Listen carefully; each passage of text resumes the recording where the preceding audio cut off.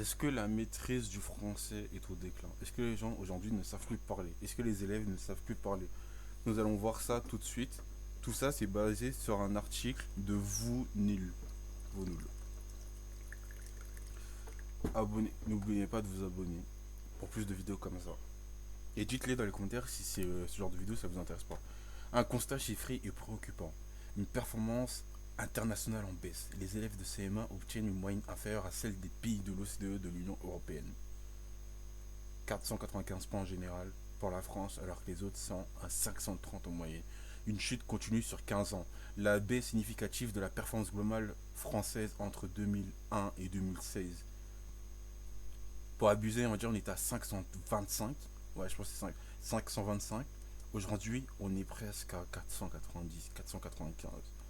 Les fondamentaux non maîtrisés. Seulement 60% des élèves ont une maîtrise suffisante des compétences en fin de primaire. 60% des élèves. Au-delà des chiffres, la réalité dans les classes. Les professeurs le constatent au quotidien, le déclin se manifeste par des difficultés concrètes et multiples. Nombreuses fautes d'orthographe et d'accord, incompréhension des textes, même simples, difficulté à lire à haute voix de manière fluide, expression écrite, peine à articuler et structurer les idées, difficulté à s'exprimer et à argumenter clairement. Pour le coup, tout ça, j'ai envie de dire que c'est un peu la faute au téléphone, aux réseaux sociaux. Les gens ils vont dire non, mais c'est vrai, je le ressens moi-même. Compréhension de texte, c'est normal aujourd'hui parce qu'on lit plus trop. En fait, en fait, on est la génération où en fait on n'a jamais lu autant. Et il y a un monde où la prochaine génération va lire beaucoup plus que nous parce qu'ils vont utiliser beaucoup plus GPT, donc ils vont lire beaucoup de textes. Mais en même temps, ça va faire, c'est des textes simples. C'est En fait, la qualité des textes n'est pas la même. Avant, on lisait plus de textes de qualité. Aujourd'hui, on lit plus de textes de moins bonne qualité. Après, les gens vont dire que la qualité, ça dépend de l'objectif. C'est complètement subjectif, on va dire, la qualité. Mais je pense que certaines personnes, ils ont compris ce que je voulais dire par qualité. Difficulté à lire à voix haute de manière fluide. Pour moi, ça, c'est... En fait, c'est un vrai et un faux problème. C'est un vrai problème parce que même moi, j'ai des problèmes à lire à haute voix de manière fluide. Mais c'est un faux problème parce qu'en fait, ça n'a pas vraiment, l'impact il est pas vraiment cognitif, c'est un faux impact. C'est juste qu'aujourd'hui on lit plus trop à voix haute, c'est tout simplement on vit plus tôt, on lit beaucoup énormément mais pas à voix haute, et c'est normal que c'est moins fluide. Ça veut pas dire qu'on sait pas lire, c'est juste normal. C'est la capacité d'être fluide à l'oral, c'est quand tu as beaucoup répété, tu as tellement répété que ça devient un automatisme. Mais quand tu passes tout ton temps à lire des textes dans ta tête, la subvocalisation ça s'appelle, bah, c'est normal qu'à haute voix, ce n'est pas fluide. Expression écrite, c'est la même chose. C'est complètement la même chose. C'est juste aujourd'hui, on écrit moins qu'avant. En fait, on écrit plus, mais comme je l'ai dit tout à l'heure pour le texte, c'est pour la lecture, on n'a jamais autant écrit aujourd'hui, mais juste on écrit des choses de moins bonne qualité. Parce que la majorité de nos messages, c'est soit quand on parle à des IA, soit juste quand on parle à des personnes. C'est entièrement normal. Les fautes d'orthographe, c'est normal. Parce qu'aujourd'hui, il y a beaucoup de corrections automatiques. C'est-à-dire, c'est normal qu'on fait des fautes d'orthographe. Et les fautes d'orthographe, c'est pas grave. Le truc qu'ils auraient dû dire, c'est des fautes de syntaxe. Et là, c'est plus compliqué. Et là, on peut dire que c'est grave. Parce que par exemple, savoir que et est, c'est pas la même chose, ça c'est une faute de syntaxe, mais c'est pas une faute d'orthographe.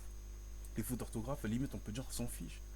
Tout ça, en vrai, c'est bien de le remarquer. Mais en même temps, c'est un peu naze. Mais c'est vrai, c'est aujourd'hui le niveau les plus bas dans ces domaines. Mais d'une certaine manière, le niveau il est plus haut ailleurs. Mais pour le coup, je suis complètement d'accord. Faut faire un travail là-dessus. Par exemple, plus de dictée, plus de lecture de texte, on va dire de qualité. Et voilà. Et expression orale, bah ça, comme j'ai dit, c'est normal. En vrai, ça dépend. Je pense qu'aujourd'hui, l'expression orale en moyenne a baissé. Mais l'expression orale entre deux personnes est plus significatif qu'avant. Il y a une plus grosse différence de niveau entre deux personnes. Un diagnostic complexe sans cause unique. Cette baisse des performances depuis 15 ans est préoccupante.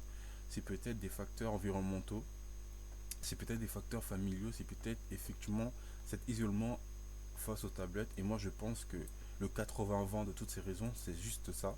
C'est l'isolement face aux tablettes. Et on ne sait pas très bien. Stanislas Dehaene. Je pense que c'est complètement ça. Parce que familiaux, entre aujourd'hui et avant, ça a changé, mais pas autant. C'est surtout ça qui a changé entre avant et maintenant. Quatre dimensions pour comprendre les causes profondes. Environnementaux, pédagogiques, la réduction du temps d'enseignement et le contenu des programmes.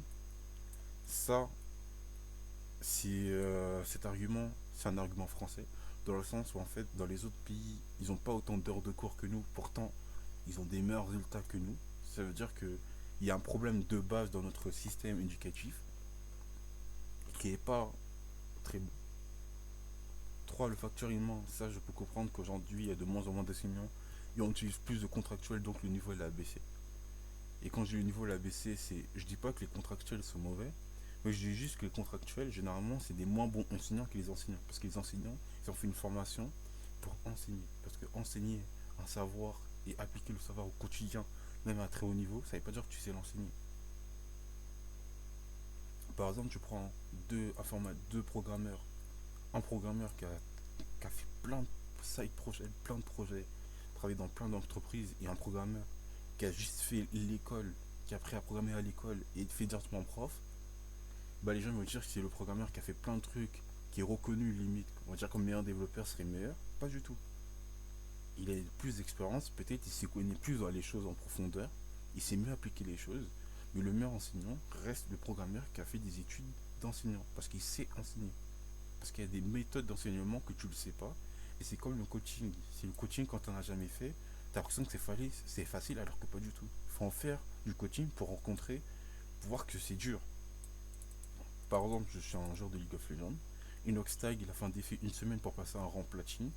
Il a appelé plein de personnes pour l'aider. Il y avait zéro coach. Et à la fin, il s'est passé quoi? En 7 jours, il n'a pas changé. Pour vous dire, non, je ne vais pas aller dans les détails. En 7 jours, il n'a pas changé. Il ne s'est pas amélioré. C'est le score qu'il avait au début du défi et à la fin du défi, c'était entièrement le même. Pourquoi? Parce qu'il n'a pas appelé de coach. C'est tout bête, c'est tout simple. Il a appelé des joueurs pros, des joueurs connus, des très bons joueurs et tout. Et comme c'est pas des coachs, ils lui ont donné des conseils, c'est des conseils pourris. C'est pas des coachs. Et les profs, c'est la même chose. Et les facteurs politiques. Parce que les politiques, ils changent beaucoup les réformes, ils font beaucoup de réformes, mais pour rien. Un bain de langage appauvri. La communication familiale menacée. La présence plus importante des écrans peut restreindre la communication au sein de... Je sais pas où j'en étais, mais on va continuer. Un bain de langage appauvri. La communication familiale... non, je crois que j'ai déjà dit ça. Les pertes de modèles éloquents. Quand je regarde les archives et que je constate la manière d'éloquence de les enfants, adolescents et même des adultes d'un niveau de certificat d'études s'exprimer, je me dis que le mimétisme est l'un des embrouillards manquants de notre siècle. Par contre, désolé, je reprends mon souffle. Par contre, ce qu'il dit, ou ce qu'elle dit, Gaël, il a entièrement raison. Pour le coup, il a entièrement raison. Si quand je vois les archives, je crois que c'est de l'ENA, ouais, je crois que c'est l'ENA, tu vois les gens, la manière dont ils parlent, mais tu dis, ça n'a rien à voir. Si pour un coup, elle a entièrement raison. Je dis elle ou il, je sais pas. Reproduit ce qu'ils entendent à un niveau de langage d'un langue générale qui se détériore de la société. Par contre, ça c'est vrai que si le niveau moyen baisse, bah, automatiquement tout le monde perd du niveau. Même les meilleurs perdent du niveau. Alors que si la moyenne augmente, bah, même les meilleurs deviennent plus grands. Parce qu'aujourd'hui, on atteint un niveau où en fait, les très bons, ils essaient pas d'être meilleurs parce qu'en fait, ils sont déjà trop au-dessus de la moyenne. Alors que si la moyenne était plus élevée, bah, les très bons, ils seront un peu plus élevés. C'est-à-dire si la moyenne est 10% meilleure, bah, les très bons seront 10% meilleurs. Même si à leur niveau, 10%, c'est plus dur que 10% de la moyenne. 10% meilleur à partir de la moyenne. Par contre, mimétisme, c'est très vrai. Même pour les enfants, le poids du milieu social et des pairs. Des inégalités que l'école ne corrige pas. Les études démontrent des liens importants entre le niveau social des parents et le résultat des élèves. Le système éducatif ne parvient pas à enrayer ces inégalités. Pour le coup, je comprends, mais je sais pas pourquoi l'école essaie de corriger ce problème. Après, je sais pas si met des choses en place concrètement pour corriger ce problème, mais pour moi, ça me paraît logique que l'école ne pourra jamais régler ce problème. C'est si ton père a fait Polytechnique et le père de l'autre, de un tel, c'est un ouvrier, dans je sais pas quoi, ça me paraît logique que le niveau, l'école pourra jamais rattraper. Genre, si, en fait, si l'école arrive à rattraper ce niveau, pour le coup, je ne vois pas comment, même dans un monde idéal, je ne vois pas comment, dites-moi dans les commentaires comment faire, mais je ne vois pas comment ça serait possible. Parce que à chaque fois que le système éducatif sera plus performant, la différence d'égalité, d'inégalité va faire que d'augmenter. Pour moi, ça me paraît logique. Après, j'avoue qu'il y a un seuil où en fait, c'est comme chez les sportifs, c'est facile de. Là, prenez en pincette ce que je veux dire, mais c'est facile de devenir pro, mais entre pros, la différence de niveau entre pros, c'est dur d'avoir une grosse différence de niveau. Je sais pas si vous comprenez ce que je veux dire. Par exemple, tu prends. Si, je sais pas, ce que je veux dire par là, c'est. Par exemple, quelqu'un qui commence le basket, ce sera très facile pour s'améliorer. C'est 2-0. En fait, comme il part de 0, bah, c'est facile d'atteindre le niveau 10, le niveau où il s'est dribblé. C'est logique, c'est facile. Et là, je comprends que l'école, si ils arrivent à faire en sorte que tout le monde atteint un haut niveau, ben en fait, même ceux qui de base, genre le niveau social de leurs parents est élevé, ben en fait, eux, automatiquement, ils sont toujours au-dessus, mais en fait, la différence de niveau entre eux, ça sera moindre. Ça sera pas beaucoup. Parce que le niveau, il est déjà très élevé. Et là, pour le coup, dans ce cas, là, je peux comprendre. Mais à la fin, l'école arrive toujours pas à corriger. Il pourra jamais corriger ça. Pour le coup, pour moi, je pense que c'est juste impossible. Peu importe le système, même avec les IA, tu ne peux pas. C'est impossible. Les IA, là je parlais en termes de conscience intellectuelle, pour que vous compreniez bien. Un mec à 100, un mec à 115, tu utilises l'IA, tu utilises GPT. Le but de GPT, c'est à faire apprendre le programme. Le programme de l'école, il ne pourra jamais sortir de ça. Tous les jours, tu mets les deux, automatiquement, en théorie. Parce qu'après, il y a toujours l'argument de si la personne aime apprendre ce genre de choses. Mais en théorie, celui qui a 115 ira beaucoup plus vite et plus loin que celui qui a 100. C'est logique et c'est normal. Et la différence de niveau entre les deux, c'est à un moment, elle sera grande parce que l'autre, il y en a un qui ira plus loin que l'autre, en tout cas en théorie. Et c'est normal. La pression du groupe et la trahison lexicale focus sur les adolescents et la carence en vocabulaire. Pour certains, tout mot inconnu jugé comme étant rare, les jeunes ont l'impression de trahir leur père en accédant à un vocabulaire différent de celui qu'ils utilisent entre eux. Ça, je sais pas d'où il sort ça, mais pour moi, c'est. Je dis pas que c'est des conneries. Enfin, j'arrive à comprendre. Et après, je pense que ça, vraiment. Ça, les gens qui sont comme ça, qui sont jugés comme. Qui sont vraiment dans ce cas-là, je pense que c'est vraiment la minorité. La majorité, la majorité, ils ont pas ce problème. C'est juste, en fait, le problème, c'est avoir. En fait, c'est facile à avoir le vocabulaire de comprendre le mot, mais l'utiliser au quotidien, c'est plus compliqué. C'est pas la même chose. Parce qu'en fait, tu le vois pas quand l'utiliser. Par exemple, là, j'ai aucun mot qui me va à l'esprit. Peut-être ça va revenir plus tard. Mais en fait, quand ça ne devient pas à l'esprit, c'est normal. C'est juste normal. C'est pas que c'est pas une question de trahison. C'est juste qu'en fait, les mots sont rares. Et quand tu les vois, bah en fait, même si tu comprends c'est déjà quoi, le mot il reste rare. Ça fait que l'utiliser au quotidien, bah t'as encore moins de chances de l'utiliser parce que le mot il est rare. Et pour moi c'est entièrement logique.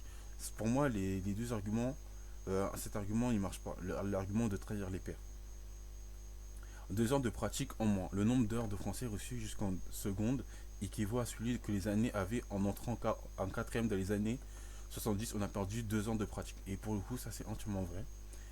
Si je me trompe pas, la différence entre un lycée parisien et les REP ou juste les lycées normaux, mais on va dire sur Saint-Denis, généralement je crois c'est entre 1,5 et 2 ans d'études. C'est-à-dire que deux mêmes terminales, celui qui est à Paris, il a 2 ans de plus que le terminal à Saint-Denis. Parce qu'en fait, parce qu'à Saint-Denis, ils ont plein de problèmes de profs qui n'étaient pas là ou ce genre de choses, qui a fait qu'il y a 2 ans de pratique de différence. Or, plus on est jeune, Le recul des apprentissages. Passé simple, CE2, CM1, passé simple, 5e, 4. Ah ouais? Je trouve ça fou. Un moment clé manqué. Or, plus on est jeune, plus le cerveau est malléable et ouvert à ses savants apprentissages. Pour le coup, ça c'est entièrement vrai. Et pour ça, je pense qu'il faudrait mettre plus de pratique au niveau des langues étrangères. Facteur humain. La formation initiale des professeurs en question. La grammaire par an pauvre des concours dans le CRPE, comme dans la formation, la place de la grammaire est minorée. Formation minorant la grammaire, enseignant altéré, candidat moins maîtrisant. Un cercle vicieux. Les candidats passant le concours aujourd'hui, tout comme les jeunes professeurs, ont eux-mêmes connu un enseignement du français altéré. En vrai, ça c'est. Il n'y a rien à dire. Pour le coup, c'est vrai, il n'y en a rien à dire. C'est une boucle. Un déficit de formation continue. Formation en lecture, compréhension des enseignants de deux dernières années. Pourcentage d'enseignants déclarant n'avoir participé à aucune formation. 38, 22%. L'épuisement face à des réformes sans moyens. Enjeux clés, instabilité due aux réformes fréquentes, manque de ressources pour une application efficace, exigences parfois contradictoires de l'éducation nationale, épuisement professionnel des enseignants. Je dénonce les nombreuses réformes mises en place en urgence, faites sans moyens dans des collèges ou lycées qui ne sont pas toujours informés des profs suppléés qui s'épuisent à faire au mieux pour leurs élèves. Pour le coup, j'ai rien à dire. Il faut juste que les ministres commencent à arrêter de chercher des professeurs, mais juste aller en REP, aller dans des vraies écoles et voir comment ça se passe. J'ai rien à dire là-dessus. Un choix politique aux lourdes conséquences. Depuis les années 1989, on laisse passer en classe supérieure les élèves alors qu'ils ne maîtrisent pas encore les fondamentaux. Ce n'est pas une surprise que 25% des élèves ne maîtrisent pas les fondamentaux en 6e. Option A, ne pas aller en 6e sans compter, sans savoir écrire et compter. Option B, créer des classes de niveau collège. Le dilemme politique. Moi, je trouve que l'option A, ne pas aller, voilà, sur la leçon B. Et d'ailleurs, pour ceux qui ne savent pas, avant on disait que, je sais pas, que le taux au bac qui était à 60%, tu avais 60% de chance de réussir, 50% de chance de réussir. Aujourd'hui, c'est à 85 dans certaines écoles et d'autres 90 et les meilleurs sont 100%. Pour eux, c'est même pas une question. Pour ceux qui ne savent pas, c'est aujourd'hui la sélection ne se fait plus au bac. Elle se fait en un à partir du master. C'est-à-dire au master, il y a une sélection. Parce qu'aujourd'hui, le master, tu te prends une claque, elle est énorme.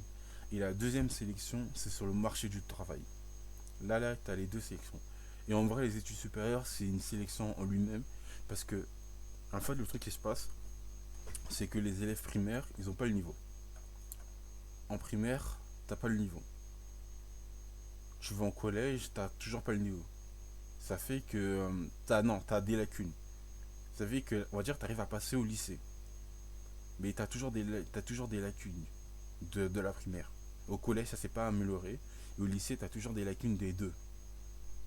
Tu passes aux études supérieures, t'as toujours des lacunes. C'est-à-dire les chances de rater augmentent de plus en plus chaque année. L1, L2, L3. Généralement, tu rates. Dans les trois, ils t'abandonnent. Et si t'as pas abandonné, bah, t'as toujours des lacunes sur eux tous. Parce que c'est pas parce que t'es là, ce qui veut dire que t'as pas de lacunes ici. Et au master, 38%. Alors là, c'est faux. On va dire que tu as 38% de réussir au master. Ensuite, tu as le master 1, il y a le M2, où tu as toujours des lacunes surtout et que tu n'as jamais corrigé. Parce que c'est pas parce que tu réussis que tu n'as pas de lacunes. Le, la synthèse d'un défi collectif, social et environnemental, formation des enseignants, programme et horaires pédagogiques, décision politique infernale. Le déclin de la maîtrise du français n'est pas le fruit d'une cause unique, mais d'une interaction complexe de facteurs. Isoler un seul responsable est une illusion, comprendre leur interdépendance est la première étape vers une solution. Une responsabilité partagée pour un enjeu fondamental.